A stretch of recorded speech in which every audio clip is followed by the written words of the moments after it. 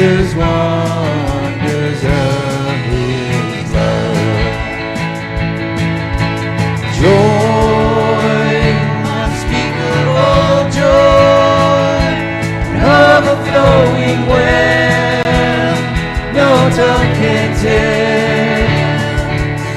Joy, unspeakable joy, it rises in my soul, never lets me go. Joy, unspeakable joy, and overflowing well, no tongue can tell. Joy, unspeakable joy, it rises in my soul and never lets me go.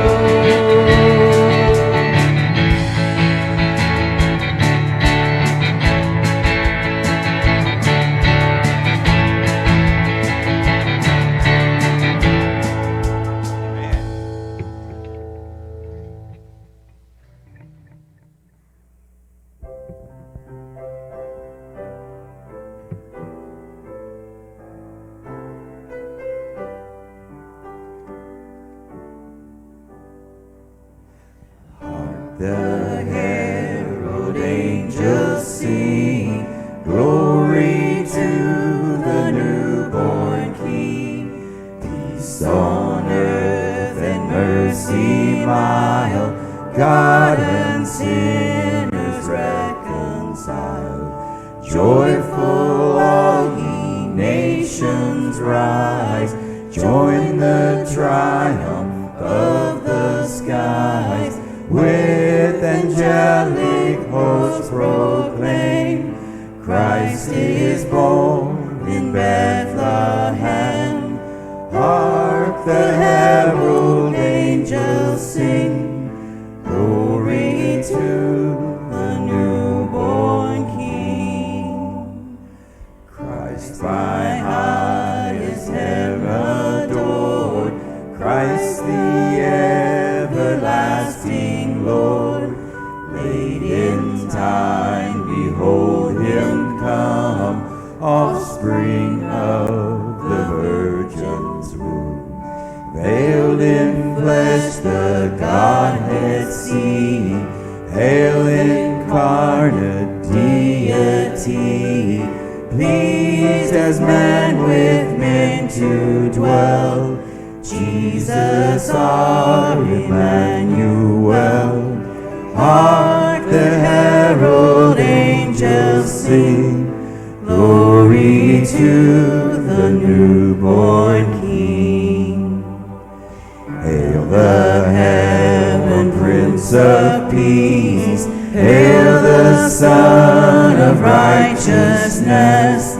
Light and life to all he brings, risen with healing in his wings. Mild he lays his glory by, born that man no more may die, born to raise the sons of earth, born to give the second birth. Hark the herald angels sing, glory to the newborn King.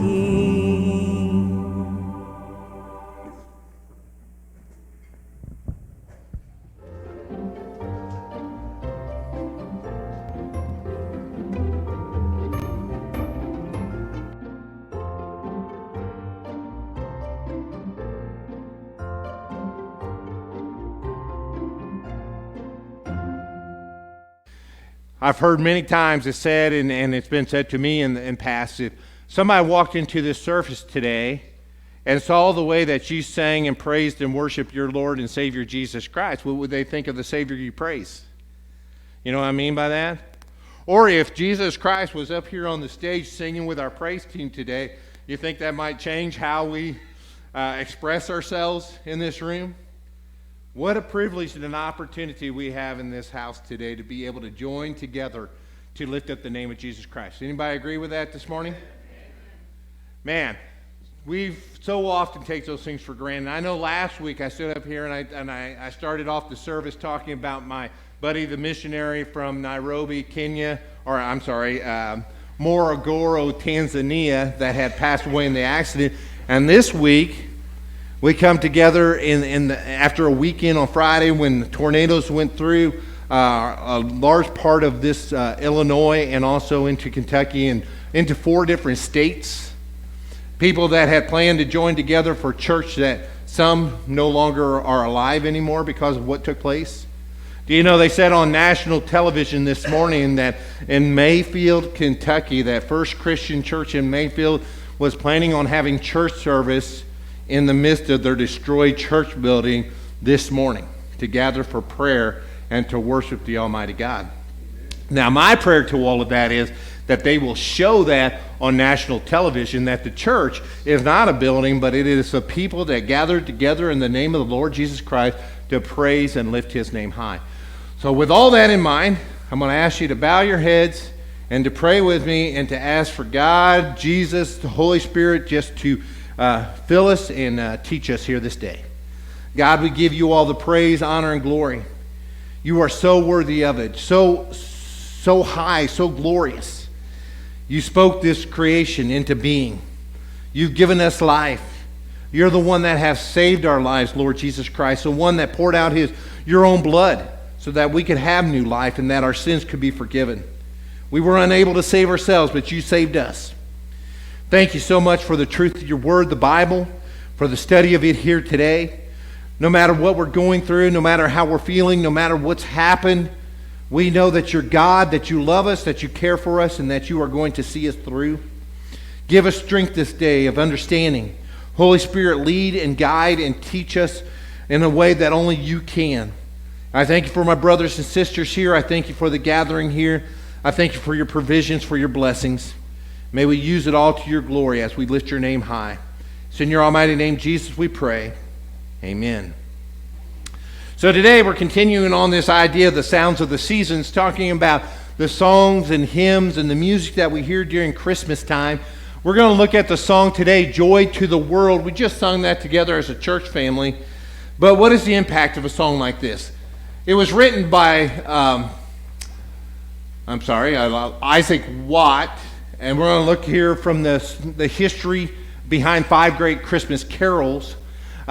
But at this time in the history, most songs sung in European churches were psalms from the Old Testament. Though Isaac Watts loved the Bible, he felt that these songs, and by the way, we're going to see this just a second, but Isaac Watts was a teenager when all this was happening.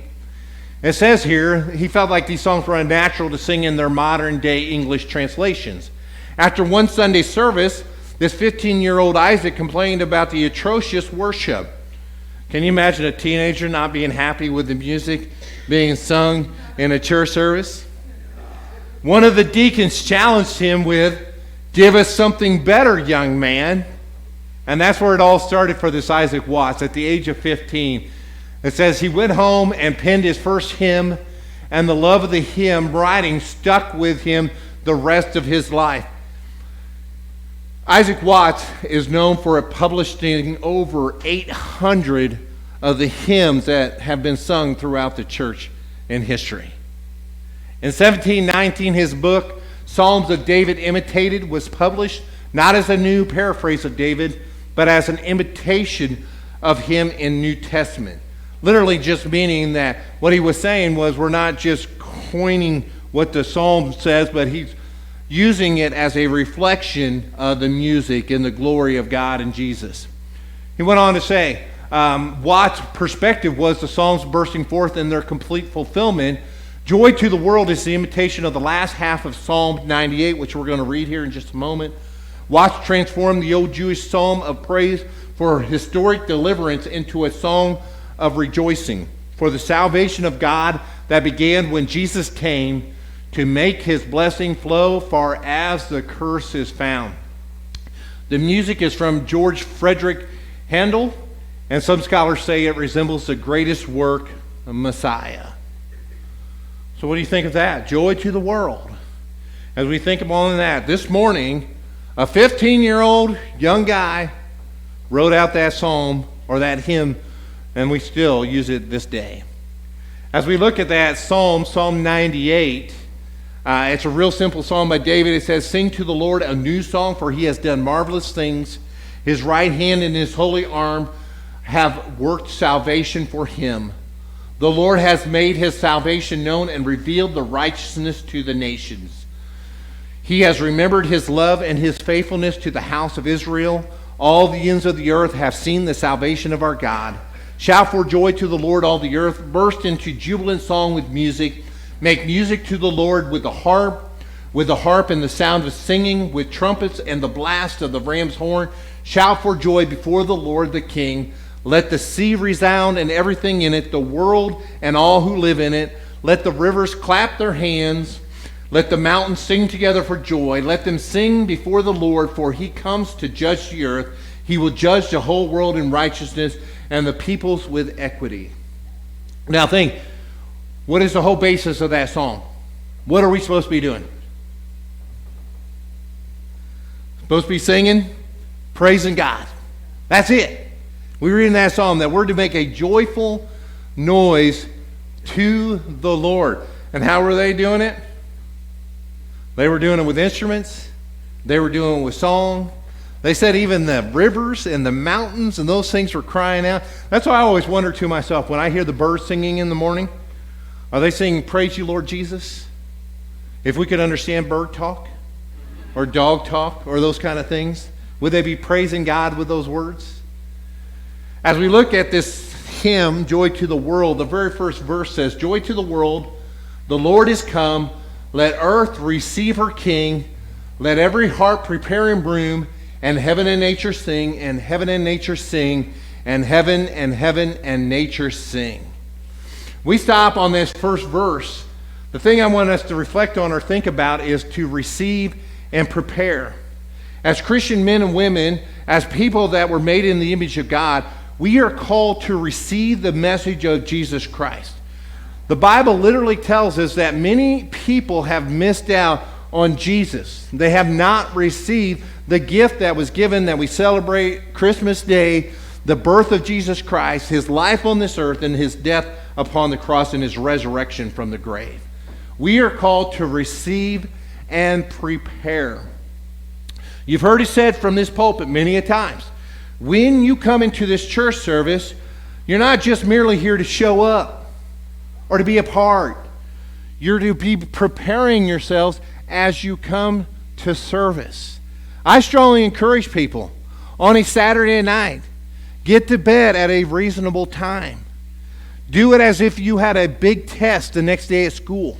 Do it as if you had an important appointment for work the next day, that we treat church in such a manner of respect and awe that when we come into this house, we're coming here to worship the Most High God and King.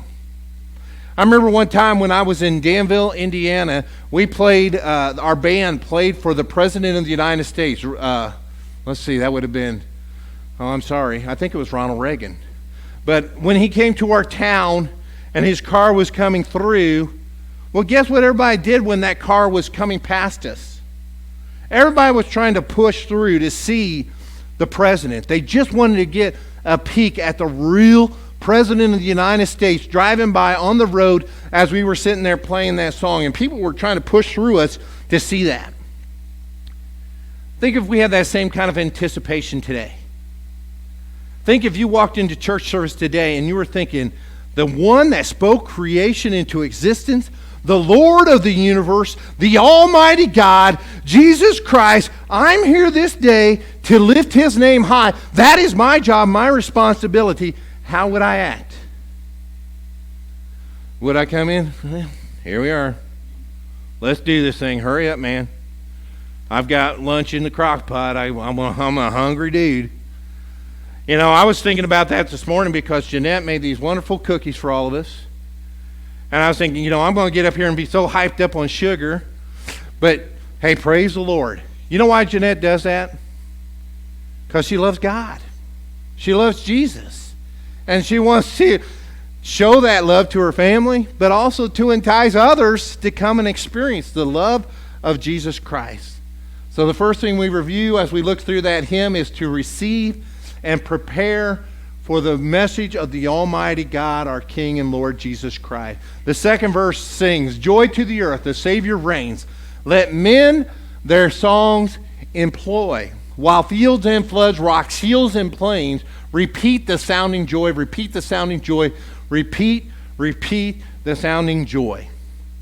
Now, I've heard a lot of you out there before say, "Oh, these new confangled Christmas or Christian choruses just keep on repeating." Look at this hymn. It just keeps on saying the same thing over and over. It literally uses the word repeat, repeat, repeat.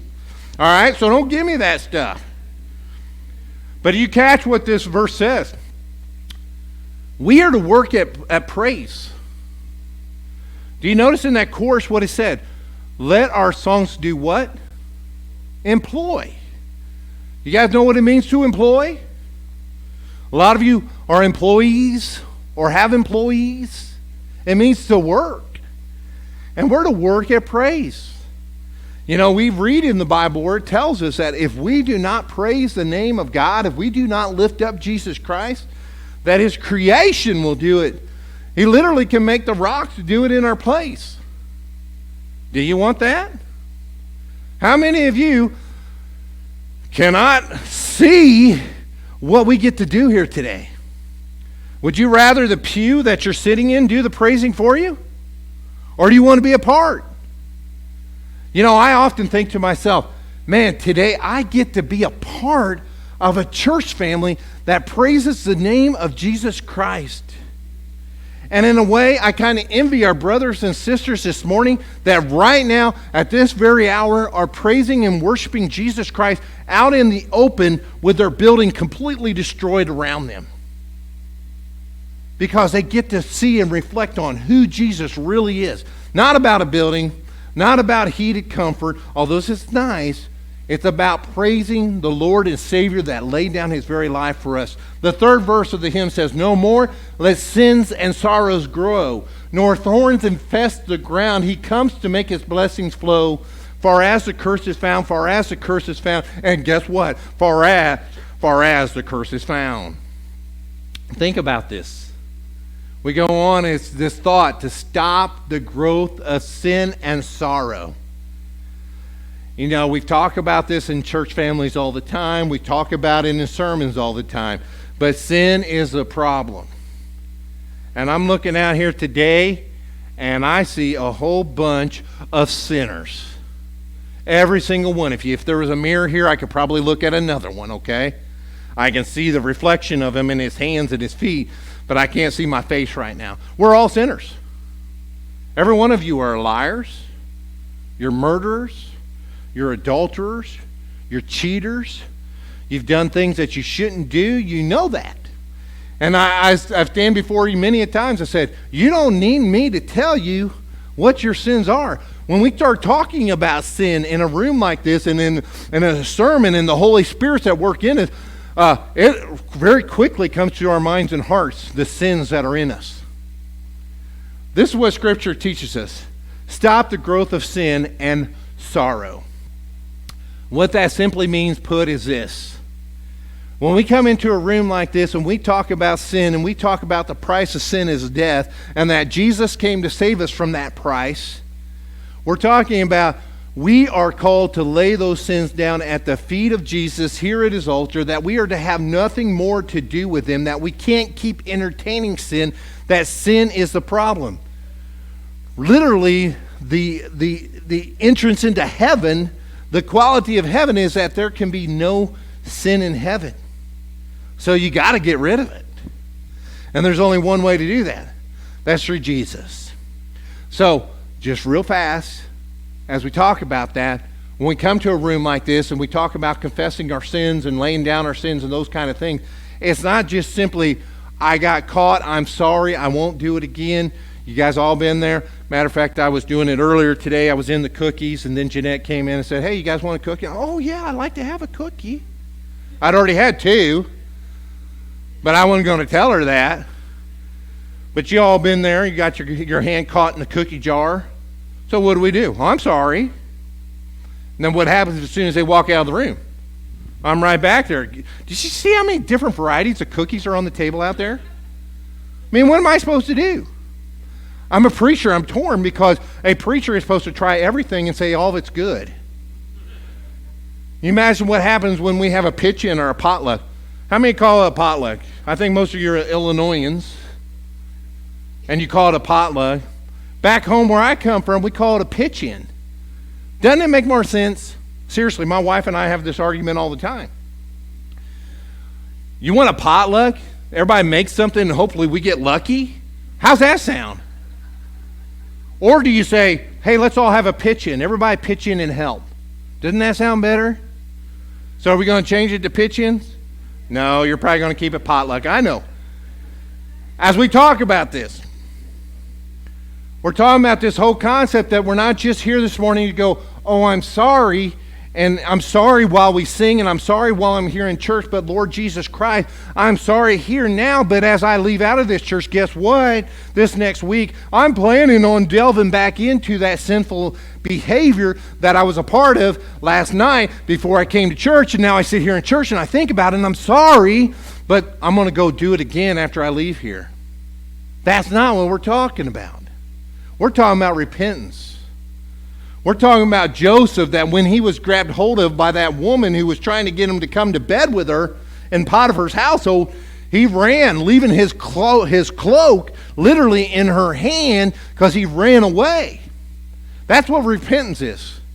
That we see the grievousness of sin, and it's so grievous and it's so ugly that we turn and run the other way.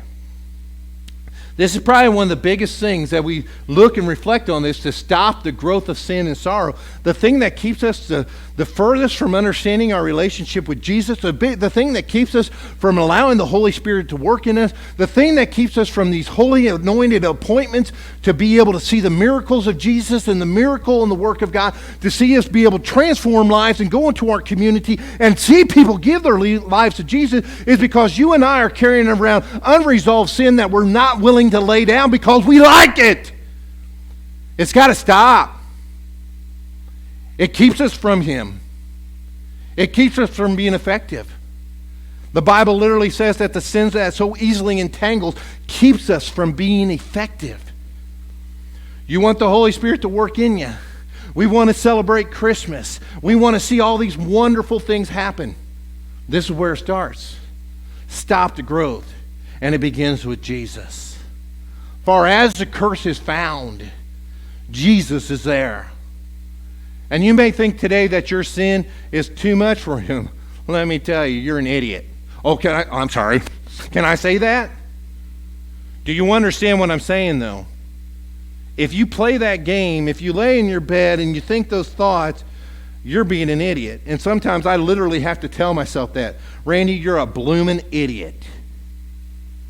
God is bigger. He is stronger. He is better. And so when I pray, I try to practice the way the scriptures teach me, that when I'm alone, I just flat out talk to God.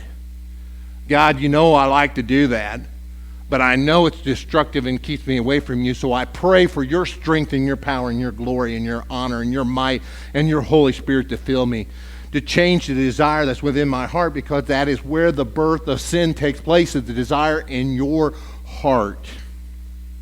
So instead of praying, Lord, give me the strength to fight against this sin, pray for God to change that desire within your heart. For your eyes and mind and heart to be so open to how wonderful and beautiful and mighty the Lord Jesus Christ is, that you are consumed with a desire to love and worship Him. Isn't that where it's at? All right, moving on into the next verse. Verse 4. He rules the world with truth and grace and makes the nations prove the glories of His righteousness and the wonders of His love, and the wonders of His love, and wonders of His love. All right? This is where it's at. It's exactly what we went to in this last reference that we were talking about, the wonder of God, the beauty of Jesus, that we even get to be in this house today, knowing the stuff that I've said, I've done, the things I haven't done, the things that I wanted to do, or the good I know I should have done and I haven't done, and yet I still get to come to church today and praise Him. Do you know what? If you sinned out in the pond before you walked into church today, guess where you need to be? You need to be in church. And yet, isn't that the way sin works in us? So often when we are sinning or we're in the midst of that stuff or we're dealing with things like that, we think, oh, I can't go to church. Somebody's going to know. The preacher's going to look at me. He's going to know I'm all dirty. That's where we need to be all the more. I just listened to a fellow this last Friday tell me that he had a widowmaker heart attack. You guys familiar with that? I've had a couple of my friends die from that. He literally was going to go to pick up some supplies over on the west side of the town, some supplies for remodeling his basement. And he was on veterans, and he's like, my arms hurt. Then all of a sudden he's like, whoo, man, things are bad. And right as he was getting up towards the hospital, he's like, honey, he called his wife and said, there's something wrong. I'm going to the hospital. He pulls in the hospital. Literally, the gal says, hey, we're going to put you in this ER room. Just sit here. We got a lady that's pregnant, that's expecting a baby. And she said, we're going to go take care of her. Is that okay? And he said, sure, that's fine. And then she reached down to touch his arm, to feel, and she's like, no. They called in the doctor. They called in the crash cart and literally saved his life. Jesus saved his life at that point, in that appointed moment. But they said he had about a 15-minute window. He happened to be driving by a hospital.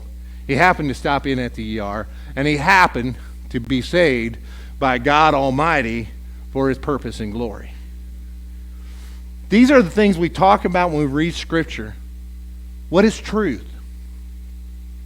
We come to church this morning.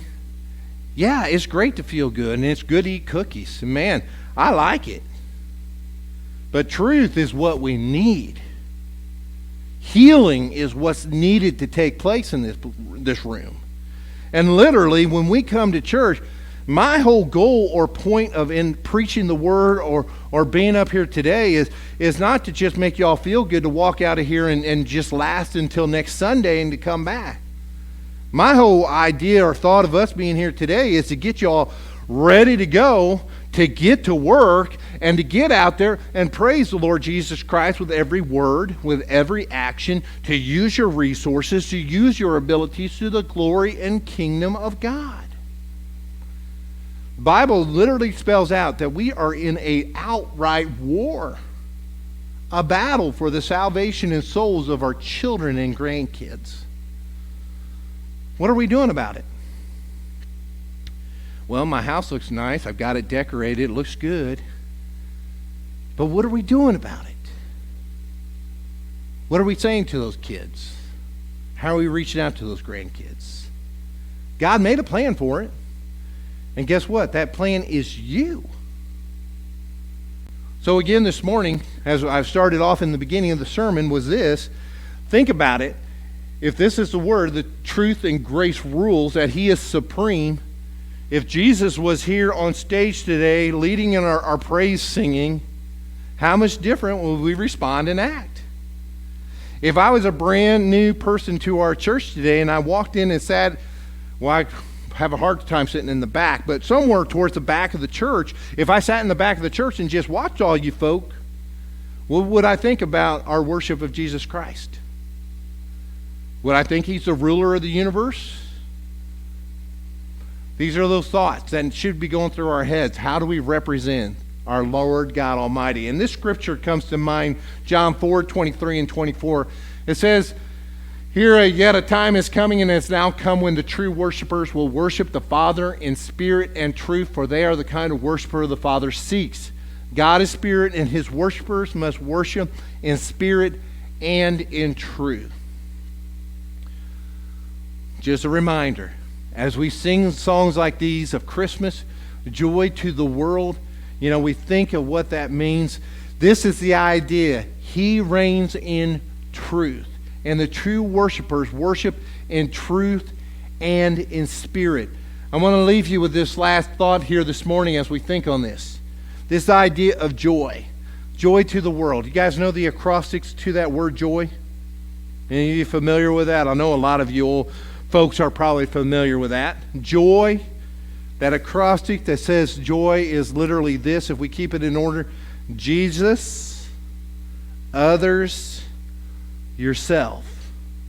You got that? Here, say it with me. Let's do it together. Jesus, others, yourself. And if we do that, think what's going to happen in our relationship, not only to God, but our relationship to people and what they're going to see in us. We hear so often when we think of this idea of joy, Merry Christmas, and I haven't talked about it a whole lot this Christmas season, but I hear so many people that get frustrated with all the stores because they say Happy Holidays, and I hear people say, well, whenever they say Happy Holidays, I make sure and say Merry Christmas, because I'm going to set them straight. And on some of those the trees anymore, they don't say Christmas tree on the box, they'll say holiday tree. Well, I can't believe it. That box is not doing its job for Jesus. Who is called to be the hands and feet of Jesus Christ? Christian men and women. We're the ones to proclaim the message, not some box, not some store, although I like that, but we're called to do it. And anybody see what's happening out in our front yard? Man, there's a lot happening out there. All right? But I can remember, and Jeanette's not in here to protect herself. She's in preschool, I guess, so we can pick on her today. Just don't let her know I'm picking on her. But I can remember almost 19 years ago now, there was a discussion that went around in this church that our courthouse was, there was rumor and there was other courthouses that were not putting the nativity scene on the courthouse square. And I said, whoa, where's ours? And they're like, what are you talking about? Do we have one? We're the church of the Most High God, and we don't have one, so why are you concerned about the courthouse uptown having one? And then guess what? Jeanette made us a nativity scene. But do you see how contradictory we are at times with our faith? We tend to be more happy with comfort and if we feel good about things rather than if we're making an impact to destroy the power of Satan and his hold that he has on our community. My feeling to all of this is we are here for war. And God came through Jesus Christ to take back that which had been stolen, to take back that which had been destroyed, and to restore it. That's what we're here for. So this Christmas, as we say Merry Christmas, as we say joy, let us recall what you and I are here for. We're here to get a job done. A couple of quick reminders. One of the first ways you can practice that in this song that we just sung and went through up here is to employ songs to the Lord. We've got some opportunity left in service today. We're going to sing a few more songs. Sing and employ those songs. Sing with the words. Look at what they say. Lift them up to the Most High God, Jesus Christ. Let your response to Him be a sign of what's going on inside of you as we sing here this day. The praise team's going to come up and lead us in a song. As they do that, you can kneel here at the altar to pray. If you need healing over something, I'm going to encourage you to step out in faith and have the leadership elders lay hands on you, anoint you in oil, and pray over you. Whatever it is, we encourage you in this.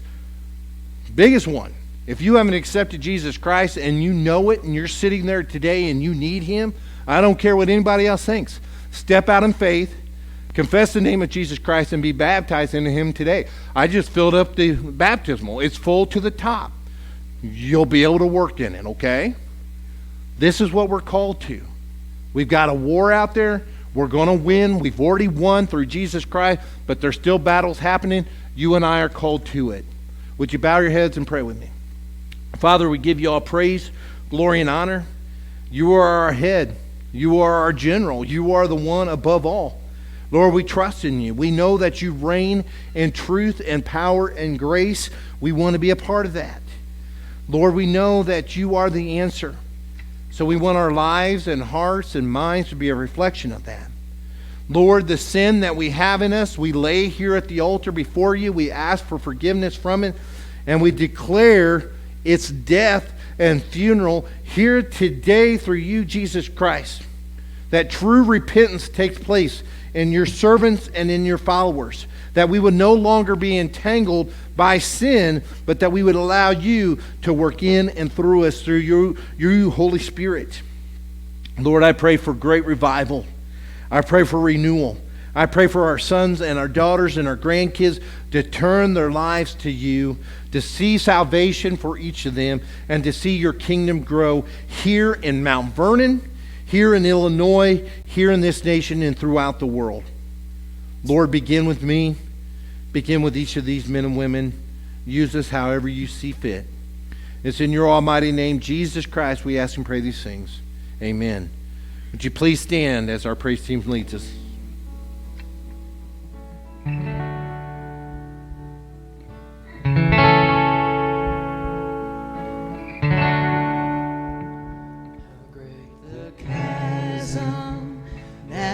Between us, how high the mountain I could not climb. In desperation, I turned to heaven, spoke your name into the night. Through the darkness, your loving kindness tore through the shadows of my soul. The work is finished, the end is written. Jesus Christ, my living hope.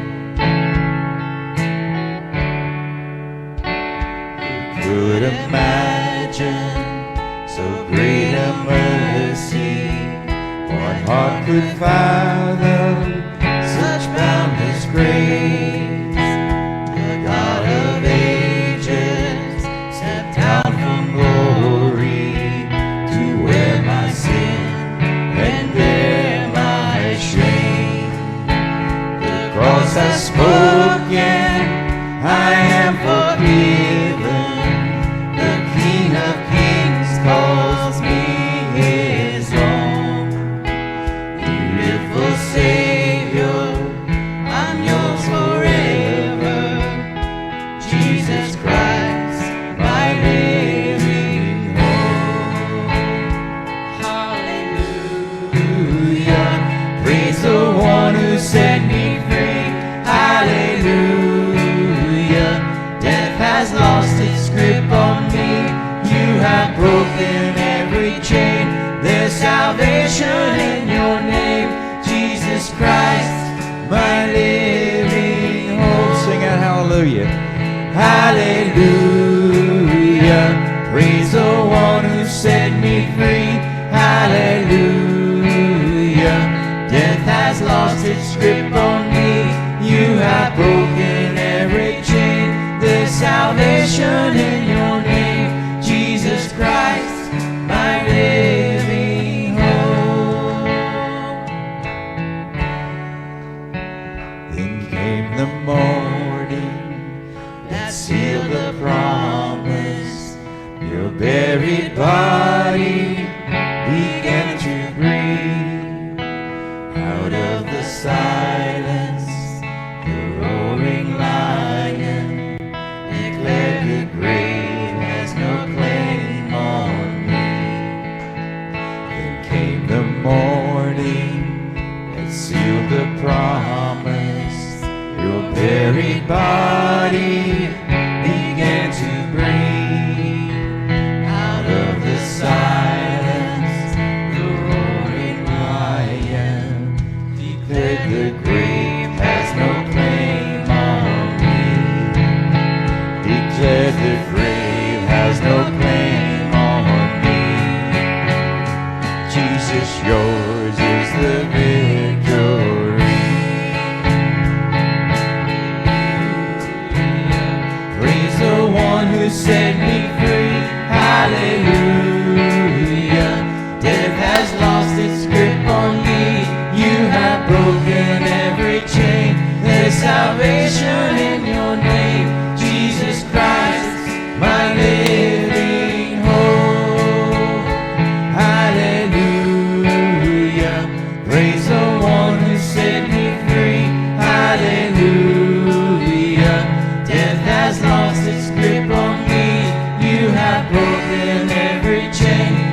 salvation in your name, Jesus Christ, my living hope. Jesus Christ, my living hope. Oh God, you are my living hope. The ushers want to go ahead and pass out communion. As Ron gives his devotion, then we'll take communion together after that devotion. All right, Psalm 47. Come everyone, clap your hands, shout to God with joyful praise. Okay, come everyone, clap your hands, shout to God with joyful praise. For the Lord Most High is awesome. He's the great King of all earth. He subdues the nations before us, putting our enemies beneath our feet. He chose the promised land as our inheritance, the proud possession of Jacob's descendants, whom he loves. I don't know about you guys, but sometimes I don't have the Christmas spirit. Sometimes the holidays just kind of bring me down a little bit. But I have to remember that we have the joy of Christ. We have the joy of the love and the sacrifice that Jesus came during this time for us. And he has subdued our enemies beneath our feet.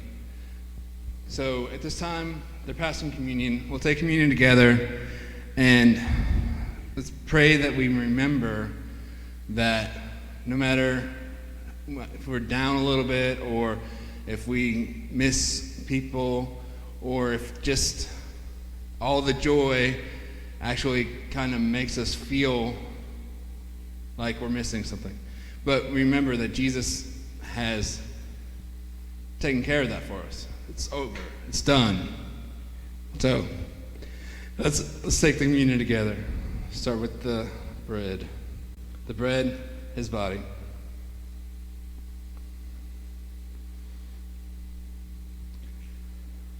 The juice, his blood.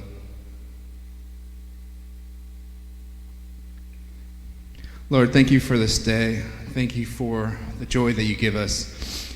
Thank you for allowing us to have this time to regroup from our week, that we can be filled with your Spirit so that we can go out and tell people about you, Lord. Give us your Holy Spirit and fill us with your love so that we can be your hands and feet. In Jesus' name, amen. All right. As at this time, the ushers will bring around the offering plates, and I'll pray over the offering before they do that. But after that, we're going to do another song, and it is a good one. And so after they pass the trays, if you can get up, praise Jesus with us, that'd be the tops. Lord, thank you for this day. Thank you for the offering. Thank you for allowing us to give back what you gave us. It's just, you're just amazing in every way. In Jesus' name, amen.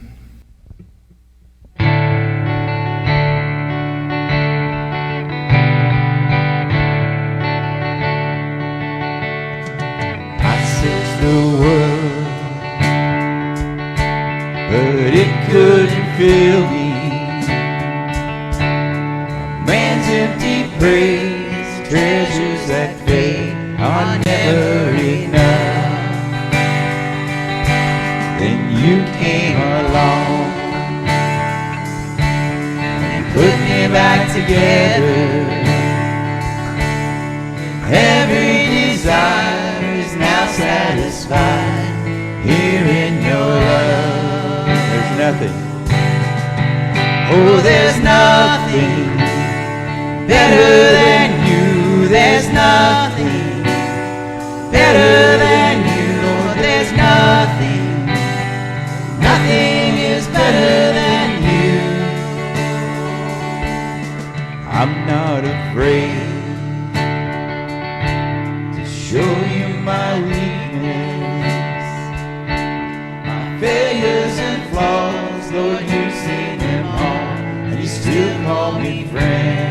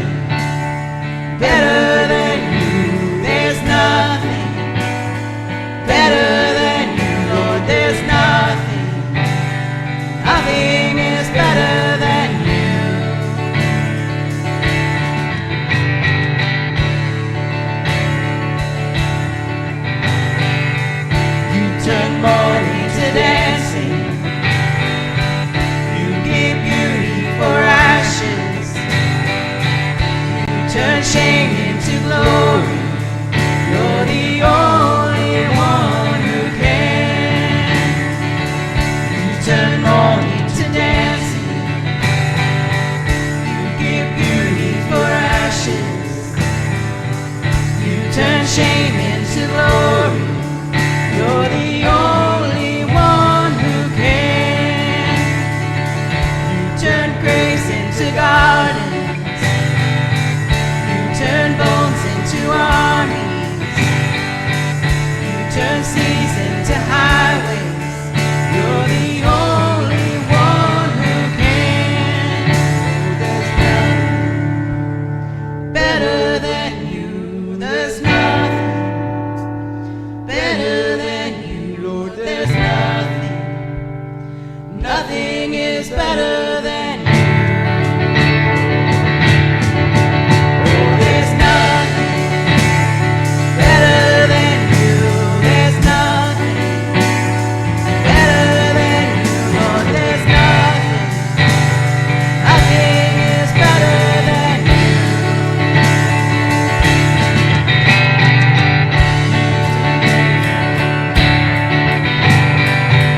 You turn blues into gardens.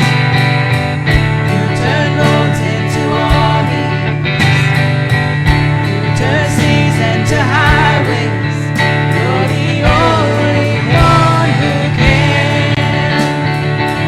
You turn graves into gardens. You turn bones into armies. You turn seas into highways. You're the only one who can. You're the only one who can. You're the only one who can.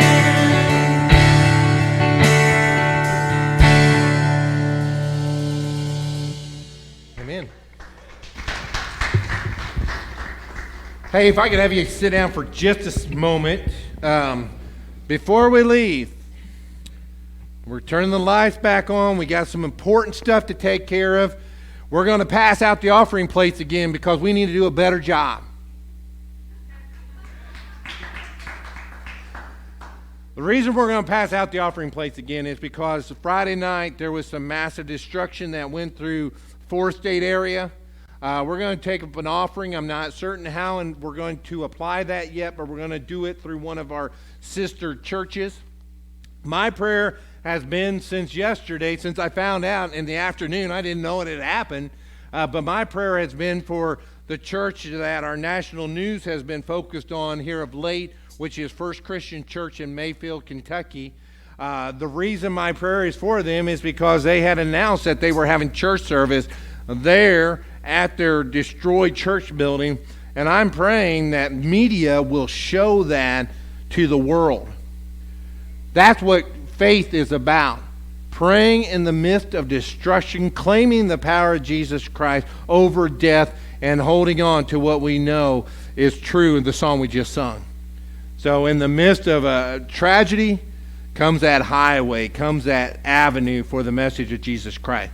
So with that said, we are going to pass out the offering plates again.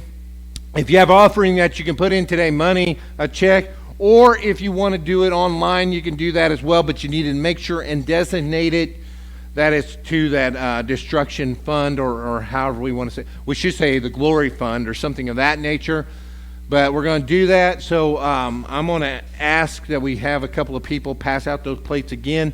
And as we do that, I'm going to say a quick word of prayer, and then I've got a couple of announcements as they're passing that out. So let's pray together. Father, we pray once again in the power of your name, Jesus Christ. You are the waymaker, and we know in the midst of such a terrible and devastating thing that you have called your people to be the hands and feet, for your church to stand up and rise in the midst of this terrible time, that the light shines brightest in the darkness. And we know that.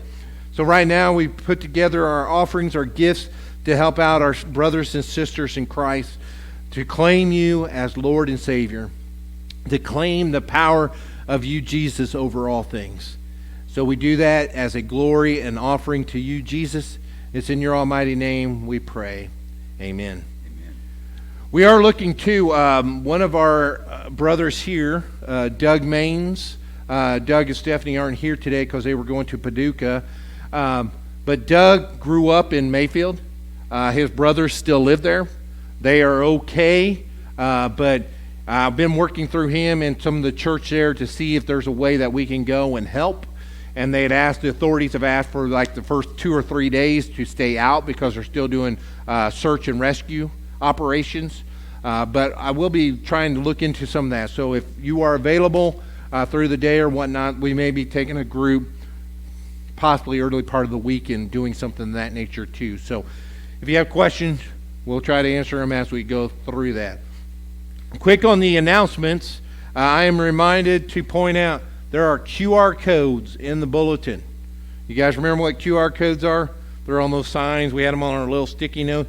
If you put your little phone thingy on that QR code, it's going to take you to a link that allow you to share prayer.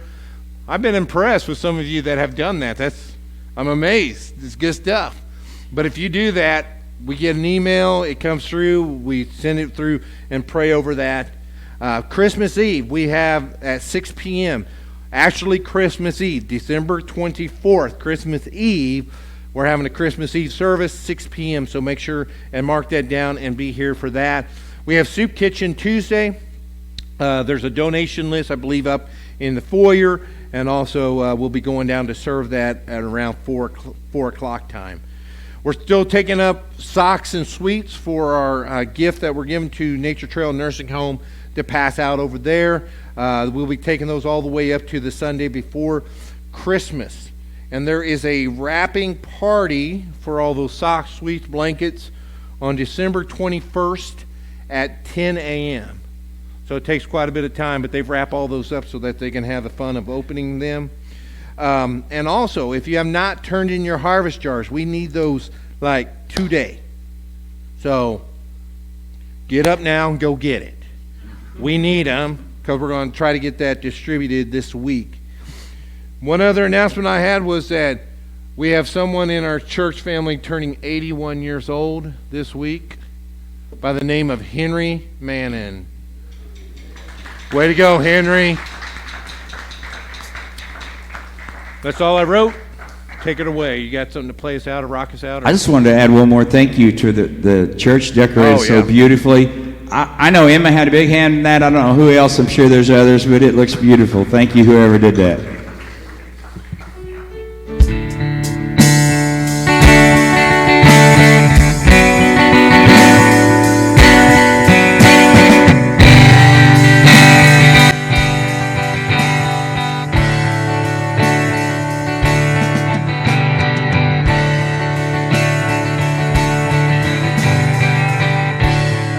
Everyone, invite somebody to church, and as always, give God your best and let Him do the rest.